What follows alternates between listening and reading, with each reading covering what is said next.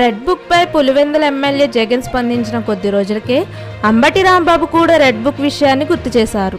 అది వైసీపీని వీడాలని నిర్ణయం తీసుకున్న నేత విషయంలో రెడ్ బుక్ అమలు చేస్తారంటూ అంబటి వ్యాఖ్యానించడం కామెడీగా మారింది.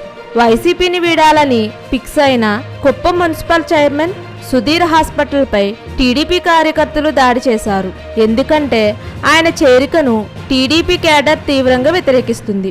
అలాంటి నేత విషయంలో అంబటి రాంబాబు రెడ్ బుక్ అమలవుతుందని మాట్లాడడం వైసీపీ నేతలను ఆశ్చర్యపరుస్తుంది. పార్టీ మారాలనుకుంటున్న నేత విషయంలో ఆ అనవసర వ్యాఖ్యలు ఏంటని వైసీపీ వర్గాల్లో చర్చ జరుగుతుంది. టీడీపీపై ఏదో విధంగా బురద చల్లారు కాబట్టి ఈ విషయాన్ని ప్రస్తావిస్తూ అంబటి రాంబాబు స్పందించినట్లు కనిపిస్తుంది. మేనిఫెస్టో అమలును వదిలేసి రెడ్ బుక్ అమలుపై చంద్రబాబు లోకేష్ ఫోకస్ పెట్టినట్లుగా ఉందని ఎక్స్లో పోస్ట్ చేశారు. నిజంగా ఇదే జరిగితే వైసీపీ నేతలు ఇప్పటికే గగ్గోలు పెట్టారు. చాలా మంది నేతలు కేసులతో జైలుకు వెళ్లాల్సి వచ్చింది.